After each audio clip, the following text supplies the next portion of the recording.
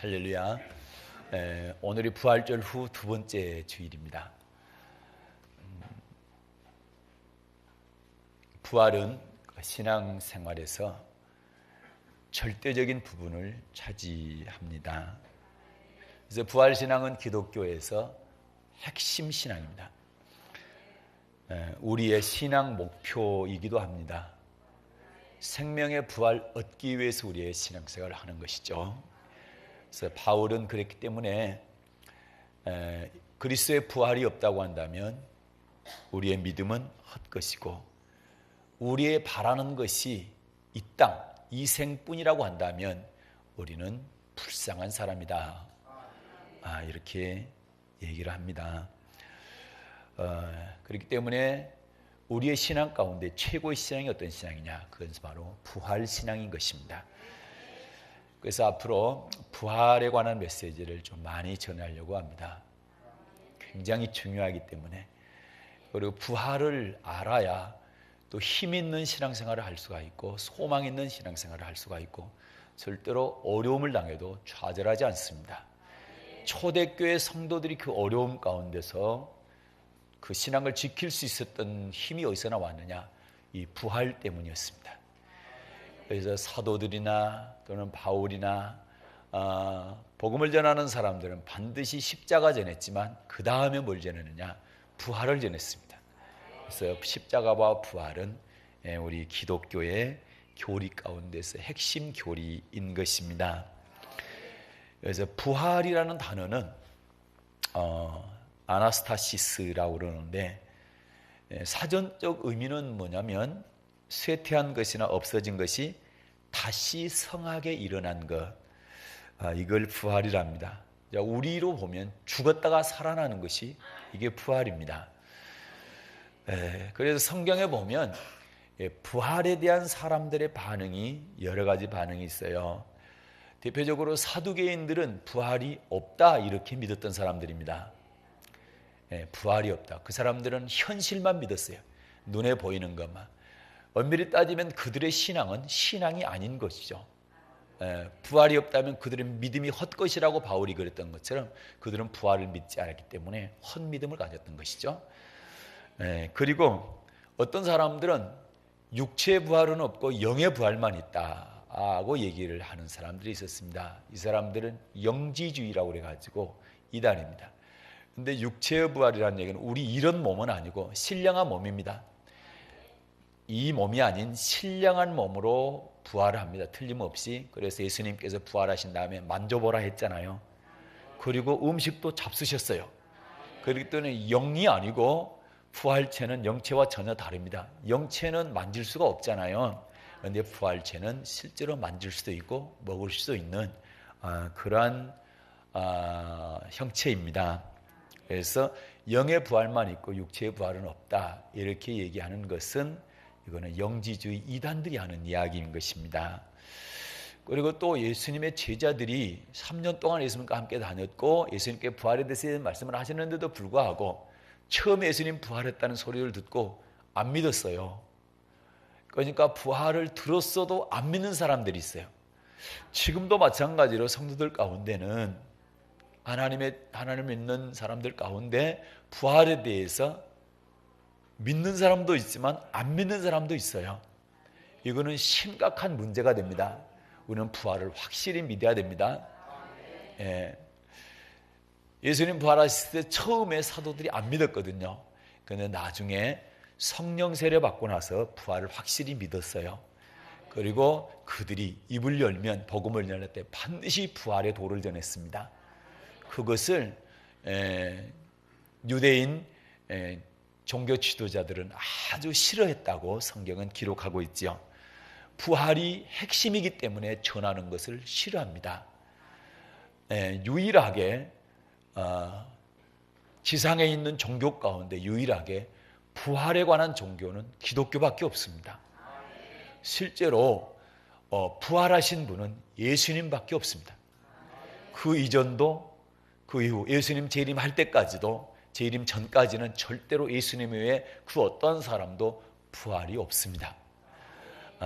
사람으로서는 언제 첫 번째 부활하느냐? 예수님 재림하실 때 그분께 붙어있는 사람, 예수님을 잘 믿은 사람들이 첫 번째 부활하게 되는 것입니다. 그런데 이제 부활에 대해서 얘기하게 될 때에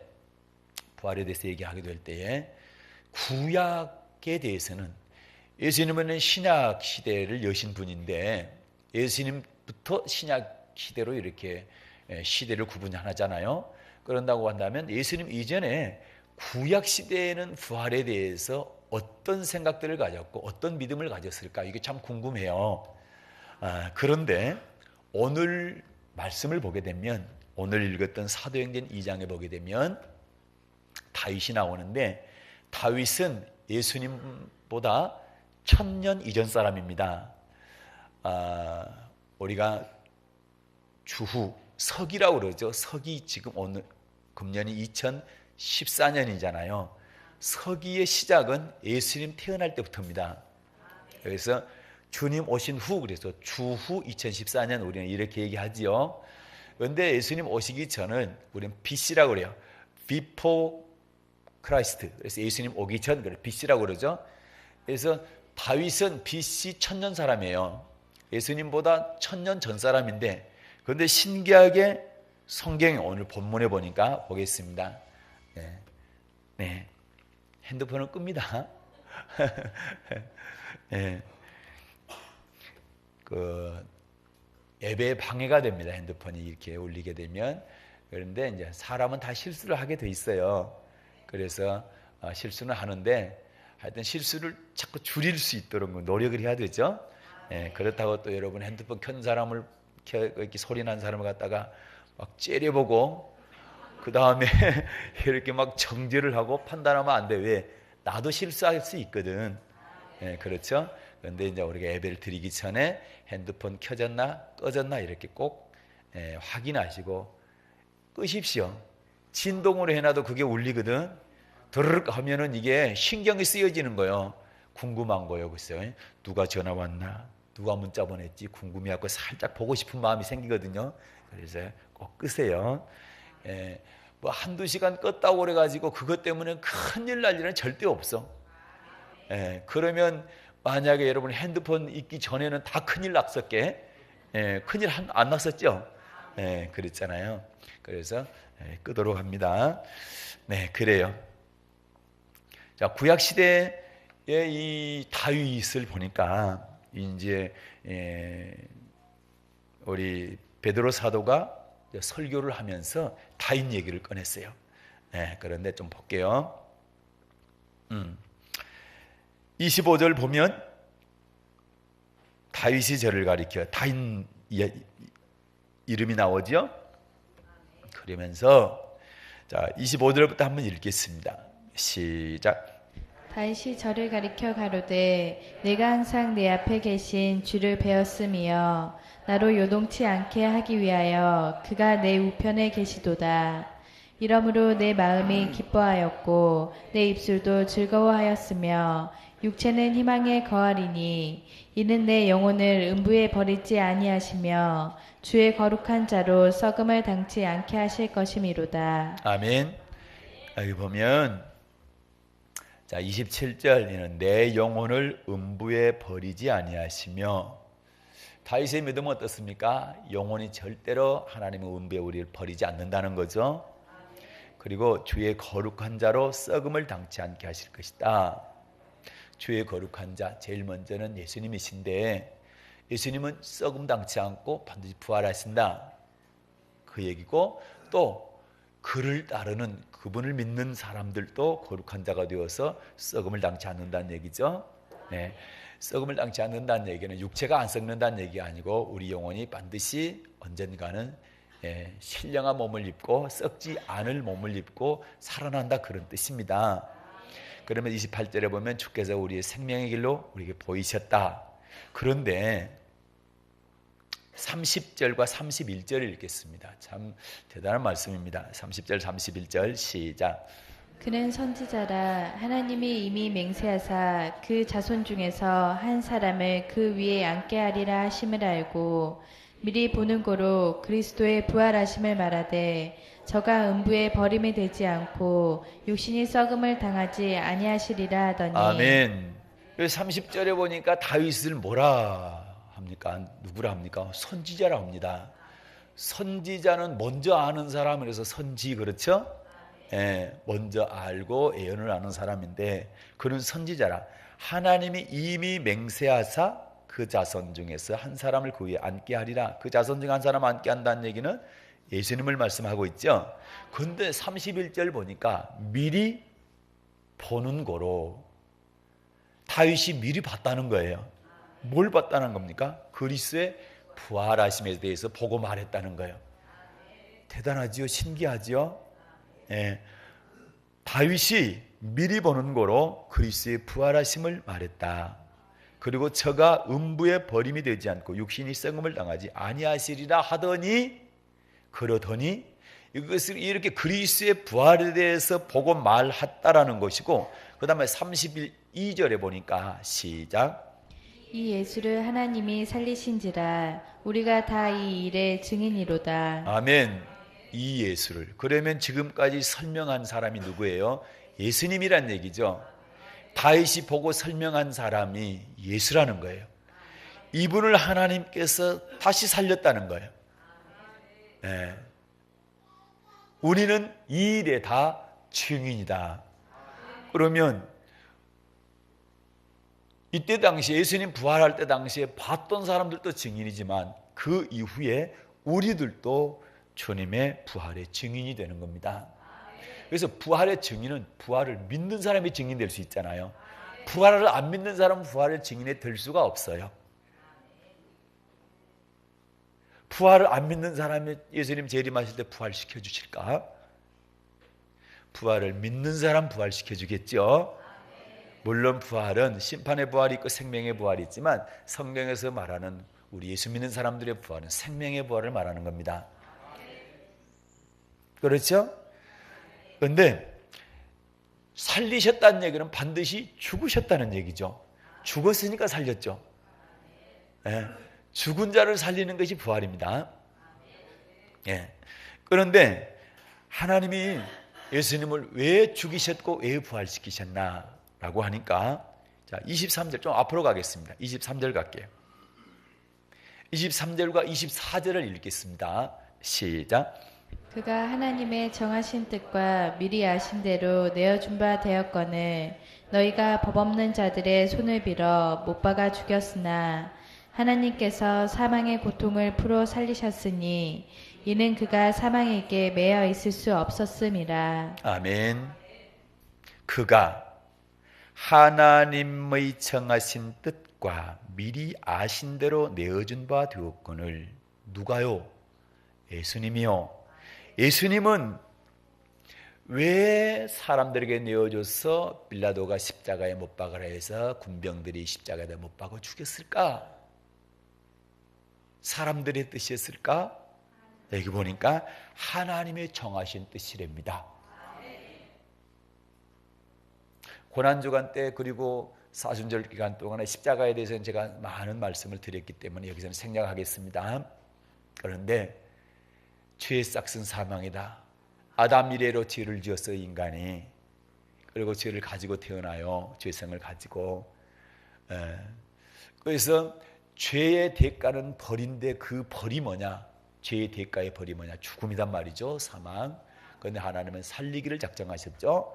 그런데 살려야 되는데 반드시 죄가 있으면 피를 흘려야 되는데 피를 내가 흘려야 될 피를 내가 죄지었기 때문에 내가 피를 흘려야 되는데 내 대신 다른 제물을 받으신다는 거예요.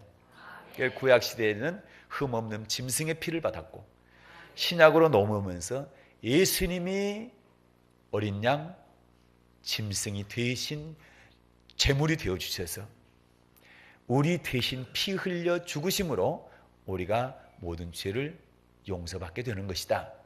그래서 반드시 인간 가운데는 죄 없는 사람이 하나도 없기 때문에 다시 말해서 흠 없는 사람이 아무도 없기 때문에 흠 없는 분을 하나님께서 보내셨다는 거죠. 사람으로. 그래서 그분을 제물로 받으셨다는 거예요. 그분이 예수님입니다. 그런데 그렇게 하신 것은 하나님의 정하신 뜻이라는 거죠. 예.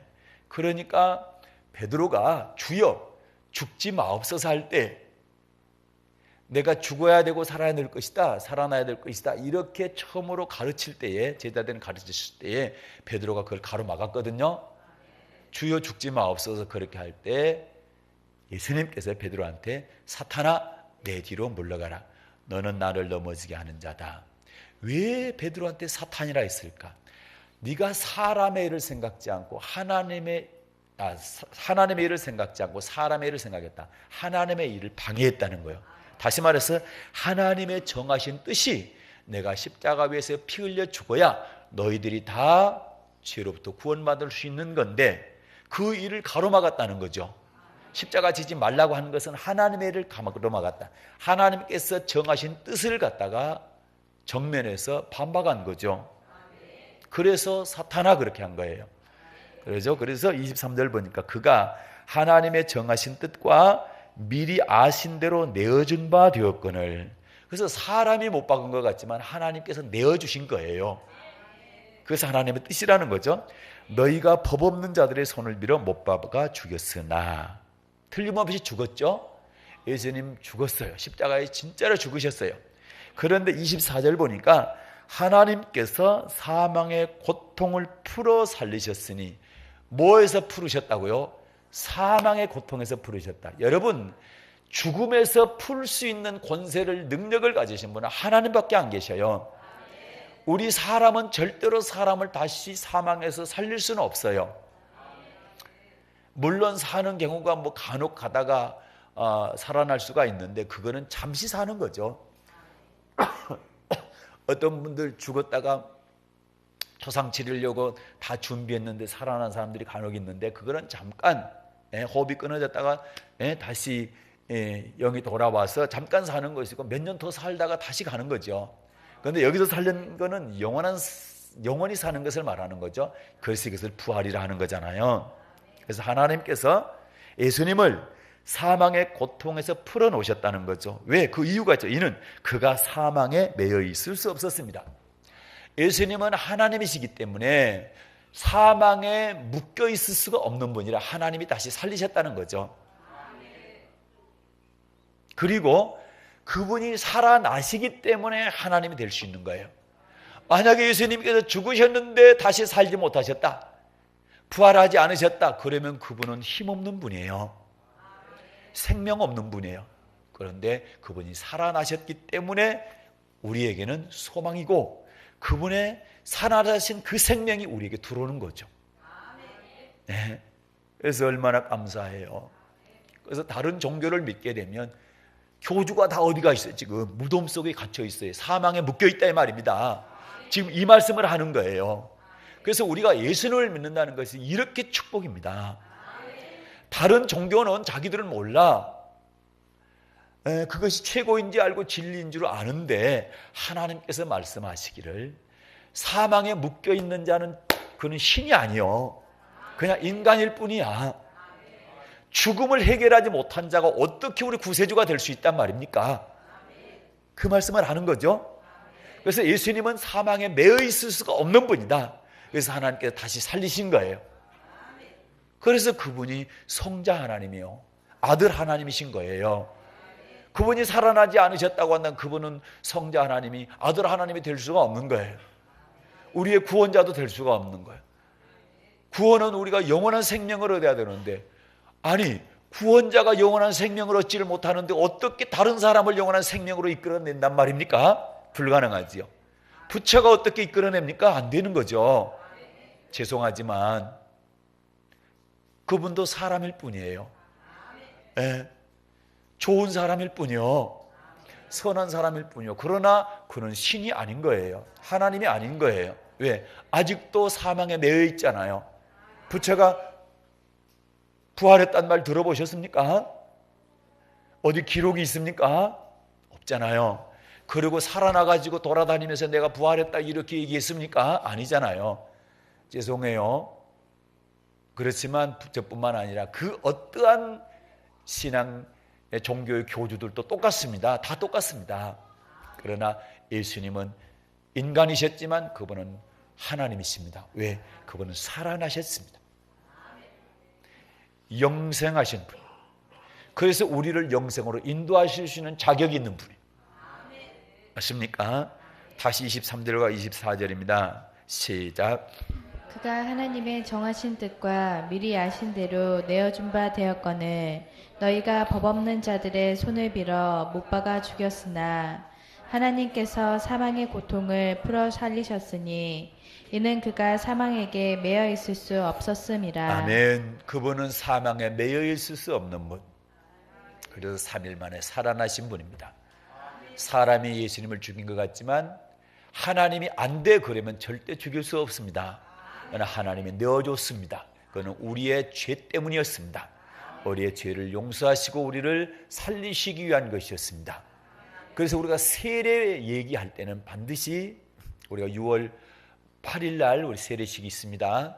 세례를 얘기할 때는 물속에 장사 지내는 건 십자가에 죽는 거예요. 예수님 십자가에 돌아가신 것처럼 십자가에 죽는 거예요. 그렇습니다. 그런데 세례 받을 때 물속에 계속 있습니까? 다시 물 위로 올라옵니까? 다시 물 위로 올라오죠. 이것은 부활을 의미하는 거예요. 생명을 말하는 거예요. 그래서 육신의 생명은 죽었다. 그러나 영의 생명은 영원히 산다. 해서 세례 의미 안에 그게 포함되어 있는 거예요. 그래서 세례 의미 안에는 십자가와 부활이 같이 들어있는 거예요. 실제로 로마서 6장 읽어보시면 그 말씀이 그대로 나와 있지요. 그래서 우리가 세례 받는 것은 죽었고 사는 거예요. 과거의 모든 삶을 죽이고 새롭게 사는 거예요. 그래서 그렇게 되게 되면 우리의 생명이 영원한 생명이 우리 속에 감춰져 있는 거예요. 어젯밤에도 그래 얘기를 했는데 사람들이 봤을 때는 예수 믿는 사람과 안 믿는 사람이 똑같아요. 똑같이 생겼어. 그래서 사람들이 봤을 때는요, 안에 무슨 생명이 있다고 그러고 뭐 죽었다고 그러고 이 얘기를 도대체 할 수가 없어. 이해가 잘 안 돼. 그래서 영의 세계에 대해서 알아야 되는 거죠. 그런데 성경 골로새서 보게 되면 우리의 생명이 예수 그리스도 안에 감춰져 있어요. 하나님이 감춰놨어요, 생명을. 근데 언제 이 생명이 나타나느냐? 그분께서, 예수님께서 재림하실 때 그 생명이 나타나는 거예요. 그래서 생명의 부활을 얻게 되는 것입니다. 그러나 죽은 자는 생명의 부활을 얻는 것이 아니라 심판의 부활을 얻게 되는 것이죠. 이 속에 생명이 예수 그리스도의 생명이 감춰져 있지 않는 사람은 예수님 재림하실 때에 생명의 부활을 얻는 것이 아니라 심판의 부활을 얻게 되고 음부, 그 다음에 지옥 가게 된다 이 말입니다. 그러나 예수 그리스도의 생명이 우리 안에 감춰져 있는데 예수님 재림하실 때에 감춰져 있는 생명이 나타나게 되니까 생명의 부활을 얻어서 그래요 낙원, 그 다음에 천국 간다 이 말입니다. 할렐루야. 이것이 우리에게 소망. 그래서 예수 믿는 것이 얼마나 감사하고 다행인지 몰라요. 종교가 다 종교가 아니요. 또 종교로 치자면 그냥 다른 건 종교일 뿐이고 이 기독교는 진리다 이 말이지. 이게 참이라니 참. 할렐루야. 그래서 우리는 복 받은 거지요. 우리는 복 받았다고 자부해도 정말로 1000번 만번 말을 해도 부족함이 없어요. 아니야, 부족해. 그거 가지고 부족해. 계속 우리는 복 받았다고 말해야 돼. 뭐 때문에? 예수의 생명이 우리 안에 들어왔기 때문에. 그리고 우리는 부활하는 예수를 믿는 것이 얼마나 큰 복인지 여러분 기쁘게 생각하시고 늘 감사할 수 있기를 바랍니다. 할렐루야. 그래요. 지금 사도행전 2장은 베드로 설교입니다. 그런데 13장으로 넘어가 볼게요. 바울 설교가 나와요. 사도행전 13장입니다.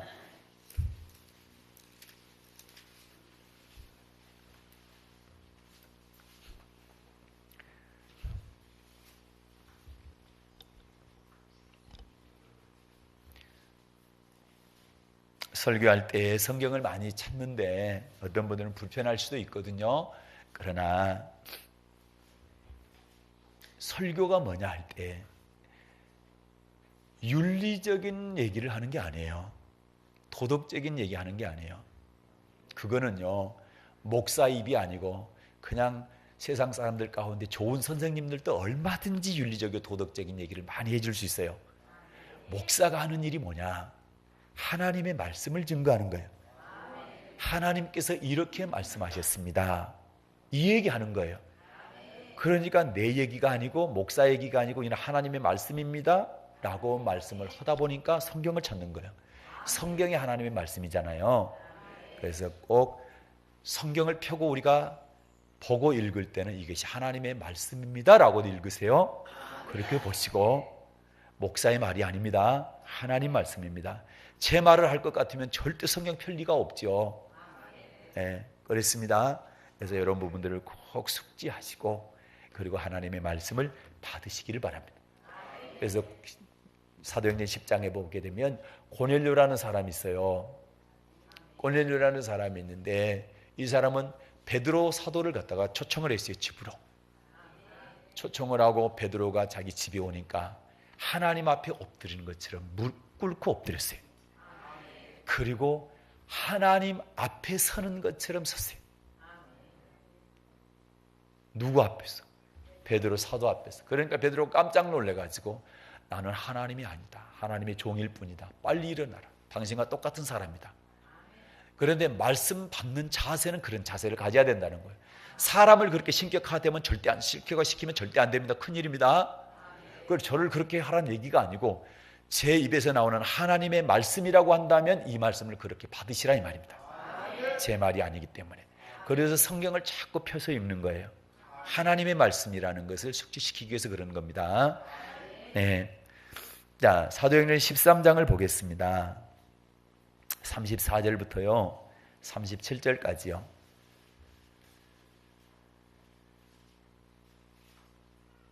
33절부터 읽는 게 좋겠습니다. 33절부터 시작.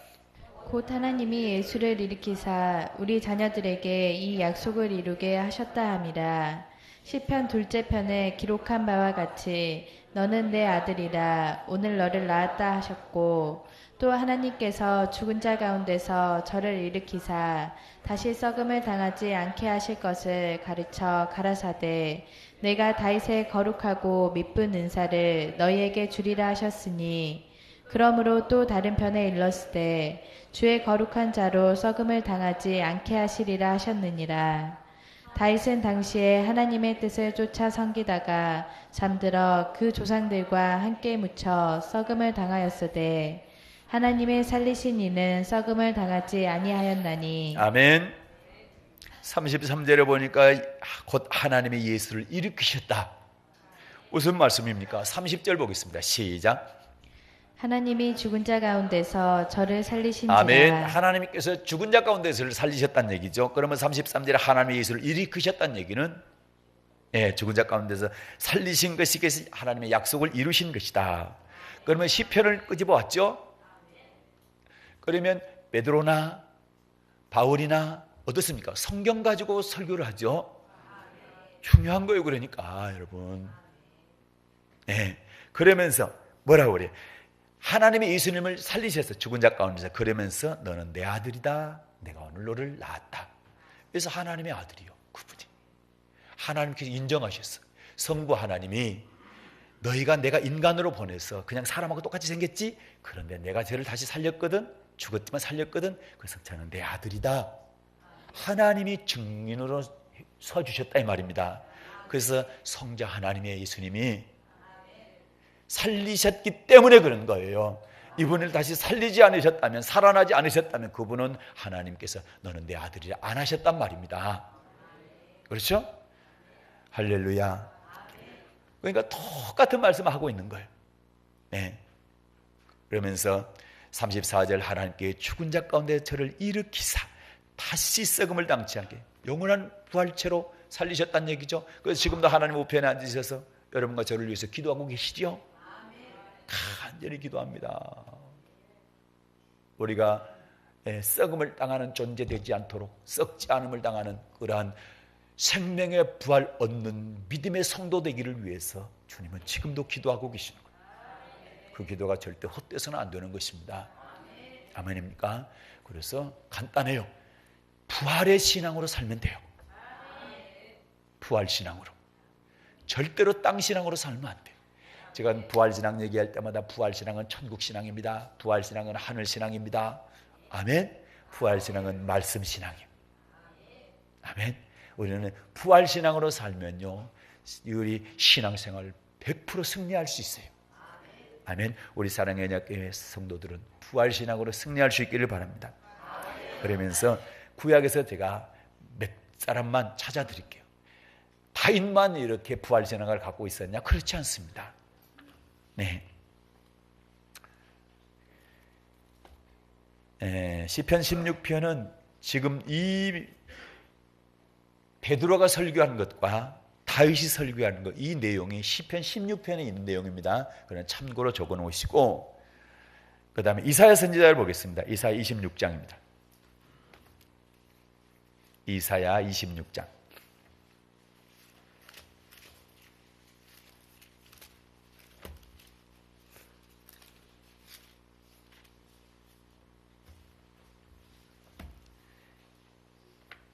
믿음은 어떻게 할 때 자꾸 믿음이 자라납니까? 그리스도의 말씀을 들을 때 믿음 자라나지요? 여러분, 성경을 믿는다면 하나님의 말씀을 자꾸 들으세요. 그럼 믿음 자라납니다. 그런데 하나님의 말씀을 자꾸 안 듣는다. 그래도 나는 믿음 좋아질 거다. 이거는 여러분 생각이요. 하나님의 말씀이 맞아요. 그렇기 때문에 말씀을 자꾸 들으세요. 그러면 믿음이 좋아집니다. 자, 이사야 26장 찾으셨습니까? 19절 볼게요.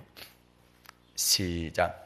주의 죽은 자들은 살아나고 우리의 시체들은 일어나리이다. 티끌에 거하는 자들아 너희는 깨어 노래하라. 주의 이슬은 빛난 이슬이니 땅이 죽은 자를 내어놓으리로다. 아멘. 땅이 죽은 자를 내어놓으리로다. 주의 죽은 자들이 살아난다. 맞습니까? 언젠가 주의 죽은 자들이 반드시 살아난다. 땅이 죽은 자를 품고 있는 것 같지만 다 내어줄게 될 것이다라는 사실을 이사야 선지자도 알고 있었죠? 네, 알고 있었죠? 다니엘서입니다. 다니엘 선지자 보겠습니다. 12장.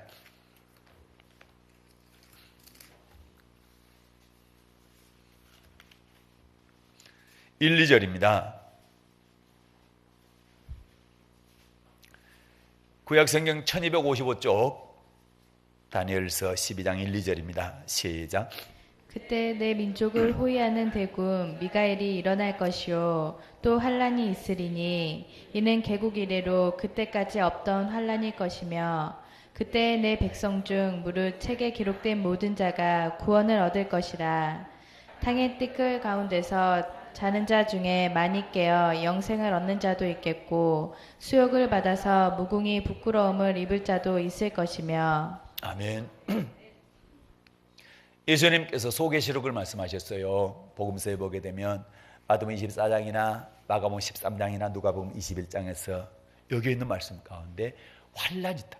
내가 환란 후에 해달별 빛이 어두워지고 그리고 내가 천사들과 함께 재림하게 될 것이다. 강림하게 될 것이다. 그 말씀하고 있죠.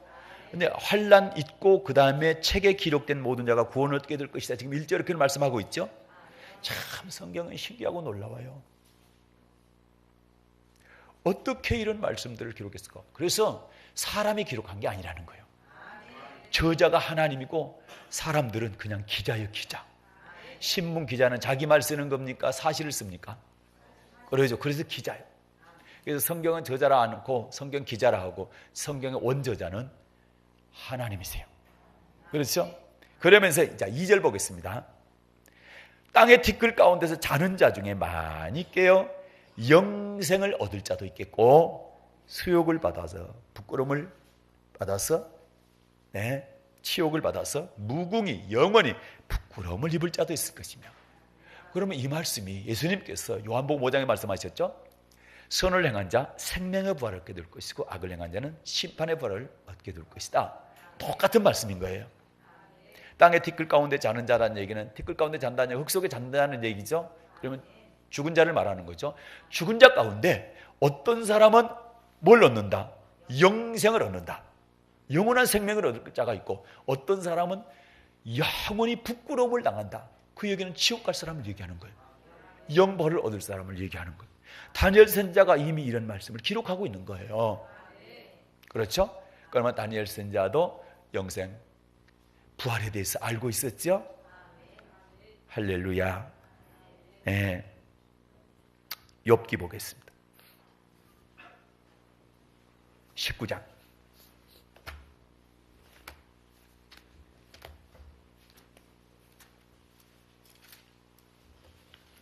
욥기 19장입니다. 자, 19장은 욥의 대답입니다. 25절부터요 27절까지.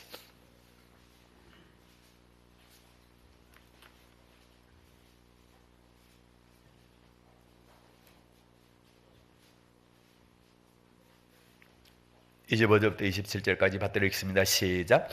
내가 알기에는 나의 구속자가 살아계시니 후일에 그가 땅 위에 서실 것이라. 나의 이 가죽 이것이 썩은 후에 내가 육체 밖에서 하나님을 보리라. 내가 친히 그를 보리니 내 눈으로 그를 보기를 외인처럼 하지 않을 것이라. 내 마음이 초급하구나. 아멘. 욥이 고백하기를 내가 알기에는 나의 구속자가 살아계시니 후일에 그가 땅 위에 서실 것이라. 나의 구속자가 살아계신데 후일에 땅 위에 선다는 거예요. 그리고 나의 이 가죽 이것이 썩은 후에 내가 육체 밖에서 누구를 본다? 하나님을 본다. 육체 밖에서 하나님을 본다는 얘기죠. 그리고 27절 내가 친히 그를 보리니. 어떻습니까? 욥도 알고 있지요. 이 땅에서 끝나는 것이 아니라 반드시 그분께서 서실 것이고 또 친히 눈으로 본다는 것, 육체 밖에서 그분을 본다는 사실을 알고 있지요. 육체로 끝나는 것이 아니라는 사실을 알고 있고 그것을 고백하고 있습니다. 그러죠. 호세아서 보겠습니다. 호세아 선지자가, 자, 호세아 13장 14절입니다.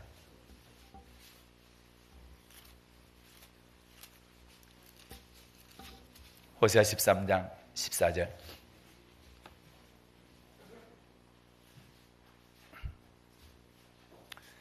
호세아 13장 14절 받들어 읽겠습니다. 시작.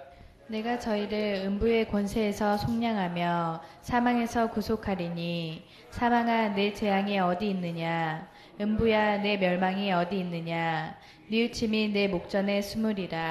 아멘. 내가 저희를 음부의 권세에서 속량하며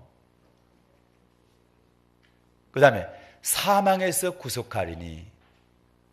사망에서 구원하는 분은 하나님밖에 안 계시죠.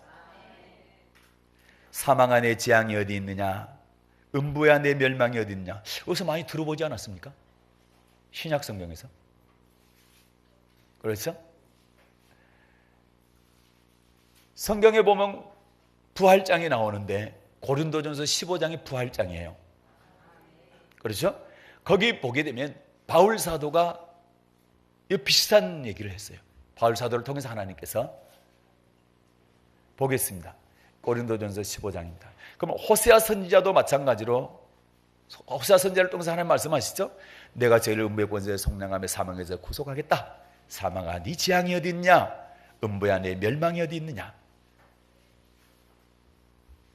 그런데 네 재앙이 어디 있냐 멸망이 어디 있냐 이걸 갖다가 사망아 너의 쏘는 것이 어디 있냐 이렇게 얘기하죠. 자, 고린도전서 15장을 보겠습니다. 고린도전서 15장이 부활장이에요. 부활에 대해서 자세히 기록하고 있어요. 54절부터 56절까지. 54절부터 56절. 시작.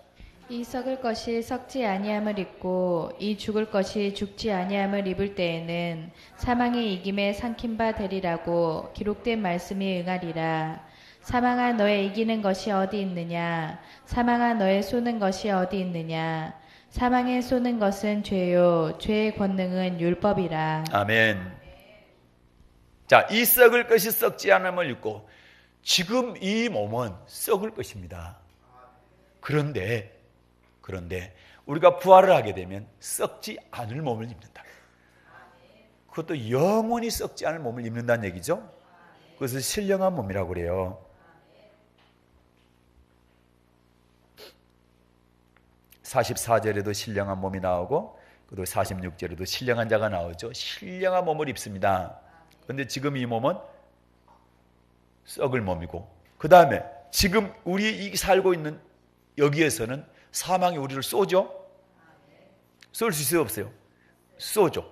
54절, 이 썩을 것이 썩지 않음을 입고 이 죽을 것이 죽지 아니함을, 이 육체는 죽지만 영원히 죽지 않을 몸을 입는다는 거죠.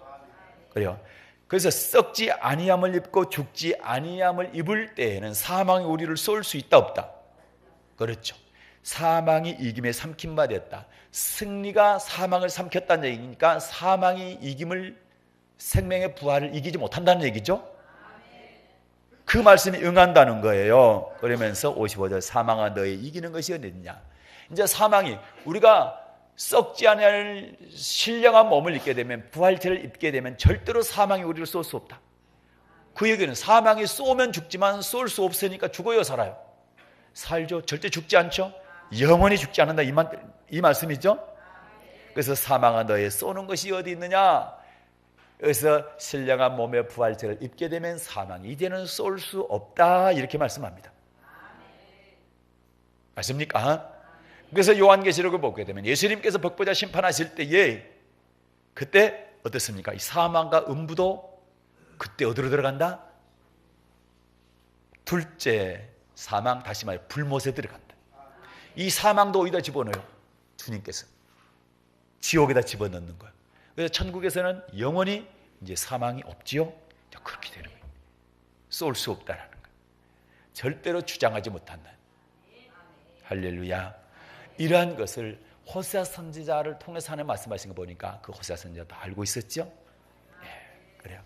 그래서 우리는 신약에서만 예수님 부활하신 다음에만 부활에 대해서 아는 걸로 아는데 그게 아니고 다윗이 보았죠. 그리스도의 부활을 직접 보았죠. 그리고 절대 썩음을 당치 않는다. 욥도, 그리고 다니엘도, 그리고 이 보니까 호세아 선지자도, 이사야 선지자도 부활에 대해서 알고 있었다는 것이고, 그런데 그렇게 알고 있었던 그런 말씀들이 실제로 응하게 된 것이 예수님께서 살아난 사건인 것입니다. 할렐루야. 그래서 그분이 우리의 하나님이시다. 그리고 그분이 우리의 부활의 첫 열매가 되어주셨고, 그분께 붙어있는 우리는 반드시 생명의 부활을 얻게 될 것이다. 이것이 여러분에게 능력이 되시길 바라고, 힘이 되시길 바라고, 소망이 되시길 바랍니다. 그래서 자부심을 가지고, 긍지를 가지고, 그리고 기쁘고 감사하면서 신앙생활 끝까지 승리할 수 있기를 주님의 이름으로 축복합니다. 은혜로우신 하나님 아버지 고맙습니다.